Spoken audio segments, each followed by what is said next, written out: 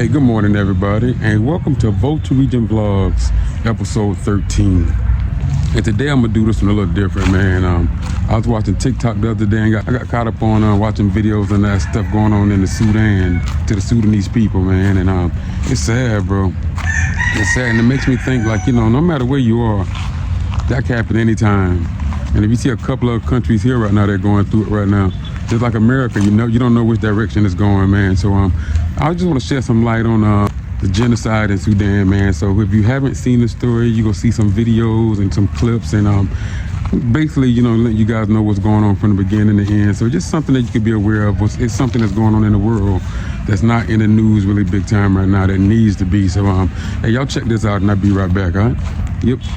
That patch of red you can see on this picture, that's blood. Here are some things you should know about Sudan. There has been a civil war over the last 2.5 years, more than 40,000 deaths, and the displacement of over 12 million people from their homes. Number two, 1.2 million people are under siege in the city of Al-Fashir, which has been seized by the RSF. They have blocked entry of food and water to these people, and they've sealed off any routes for these people to escape. And if they try to escape, they're being killed. Number three, videos have surfaced showing RSF fighters executing and torturing innocent people. And these videos have been verified by Al Jazeera's verification agency. And this is not the first time they have filmed themselves doing atrocities like this. Number four, the killing is so bad that on satellite images, you can see pools of blood on the ground and you can see piles of dead bodies. Piles of bodies means it's not 1 or 2 or 10, it's in the hundreds, in the thousands, which is absolutely insane. These are innocent families, women, children, people who are unarmed, just being killed. Here's how you can help. First of all, you can engage with the video, like the video, and share the video so more people can know what's going on. Secondly, if you comment Sudan, I can send you a link where you can provide food, water, medical aid, and wheelchairs through my charity, Human Concern International Canada, to the people of Sudan. And finally, do not underestimate the power of making a simple dua. What's happening in Sudan, bro? I really don't know. I'm sorry. The videos were so disturbing, bro. It's like Gaza. Worse. Are you being serious? Gaza, they were just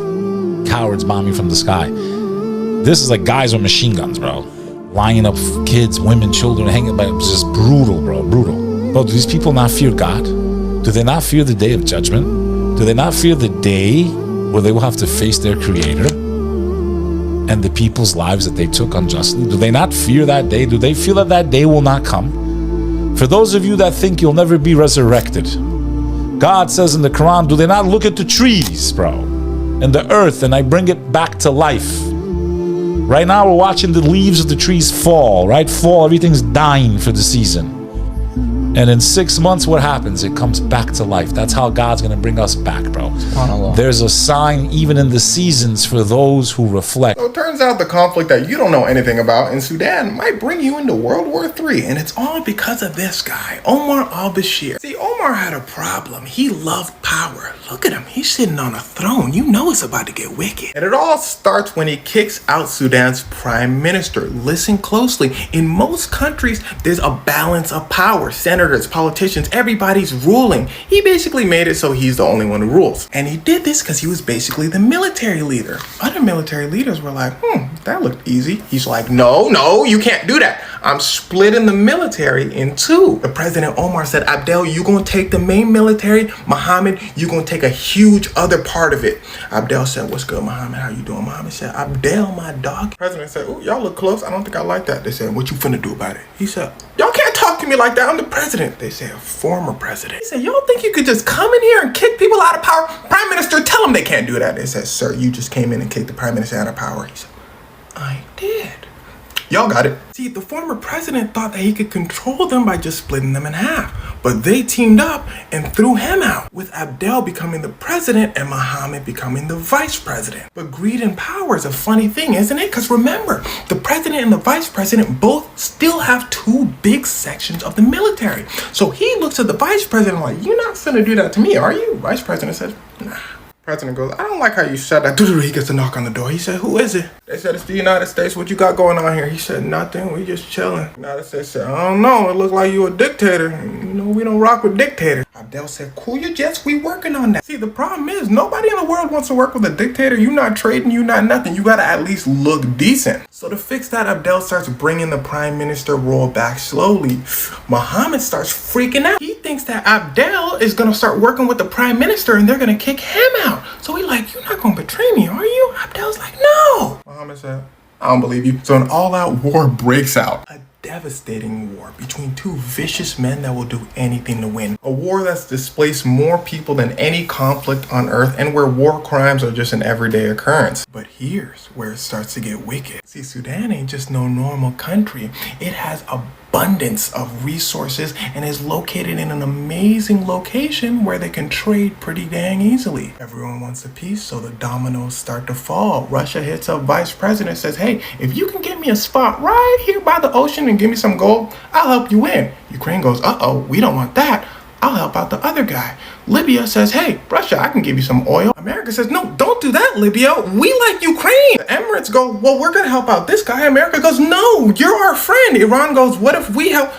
It becomes a mess. So America's best course of action at this point is they want the conflict to stop so nobody gets anything. But America is busy with all its other conflicts going on, so they can't just hop in. But the most important part is the people of Sudan. The people who've been displaced more than any other conflict on earth today. The people who have to deal with two tyrants and a world who cares nothing for them, so they're tearing their cities to the ground. The people of South Sudan whose economy is collapsing because they can't get through Sudan to trade.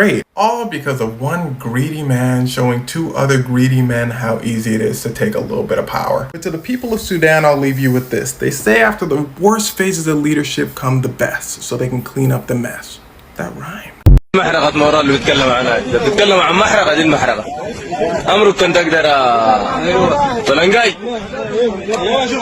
مورال تهد حرقناهم والله صباح والله حرقناهم فتك والله الحمد لله والشكر لله انحرقوا والله يشووا مشاوي. All of these men were executed. The rapid support forces have killed 1,200 people since yesterday in Al Fashir.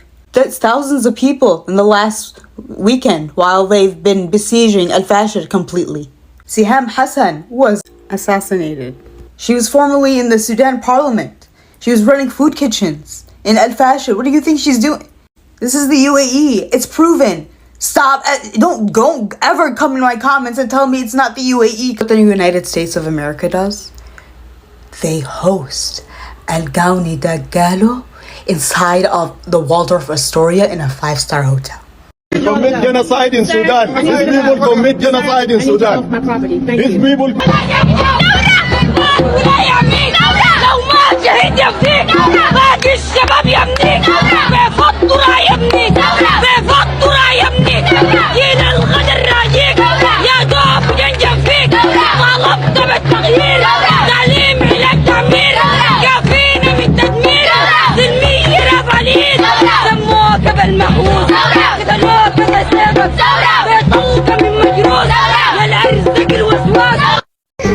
احنا في جحيم ولا في فاشل لا في اكل ولا ماء لا دواء الاطفال جعانين يا عالم. We need to talk about what's going on in Sudan. What's happening there should haunt every single one of us. I know it's hard to watch these videos and to hear all of these atrocities, but it's so important to stay aware of what is going on in the world so that we aren't being complacent. I tend to get very emotional when I talk about these topics, almost always crying, because it genuinely does hurt my heart seeing how these people are being tortured. People are being burned alive in Sudan. Raping women in front of their husbands, in front of their children, killing the husbands, and then proceeding to getting raped by a woman. 15 million people are displaced. They've been going through a famine. They're shooting children in the streets, wiping out entire generations of families. This isn't just a civil war, this is quite literally flat out another genocide that is occurring in our world. And it's happening right now. Bodies are being dumped in mass graves, hospitals are being bombed, entire villages are being turned to ash, and guess who's funding it? The United Arab Emirates. Yeah, the same UAE that has Dubai, where people and influencers go to party and get on yachts and live this luxury lifestyle, and you see them with all of this expensive stuff. Yeah, that UAE. They're profiting off of torture, rape, and war crimes in Sudan, and it needs to be talked about so much more than it is because not many people know.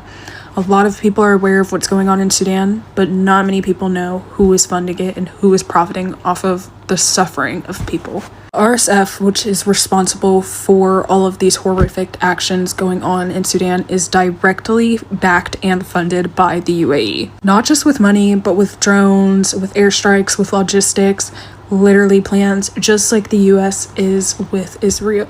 If you're sitting there asking yourself why, it's because they don't have any of their own resources. Like most of the Western world, they benefit off of the resources of Africa and African countries. They want Sudan's gold.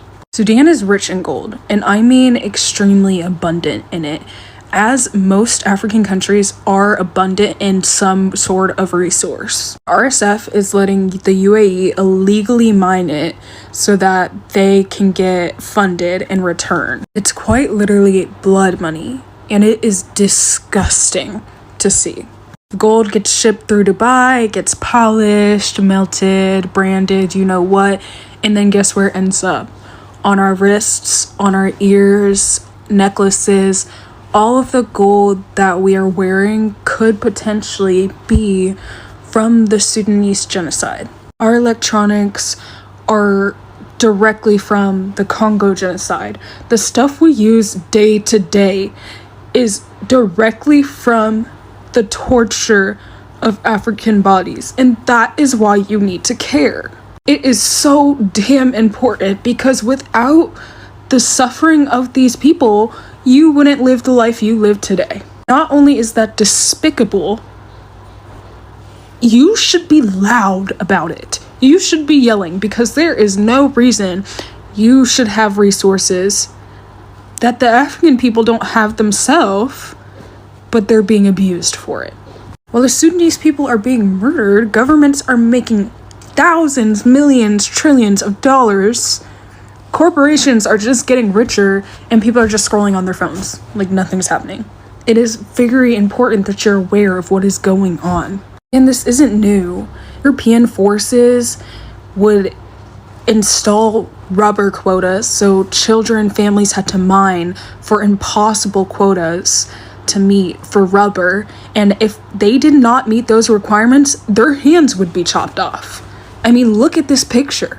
This is horrific. Babies, children had their hands chopped off so that colonizers could profit. Do you know what it's like to never be safe in your own skin from birth? To be black, to be African, to be Muslim, to be indigenous, to be marginalized. Our tax dollars are helping fund this. You might not be able to stop it, but you damn sure do have a voice. So use it, because Sudan deserves more.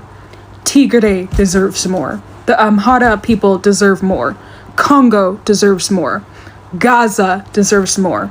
Our Hispanic community in the United States deserves more. Talk about it. Donate if you can. Demand our government stops funding these. And even if it doesn't make a change, at least you know you're doing something. Mungu wangu, wanapiga, ninaogopa sana, siwezi kukaa hapa tena, lakini kuondoka ni ghali mno, lazima niende kwa mashua au pikipiki hadi mji mwingine, sijui nitafanya nini.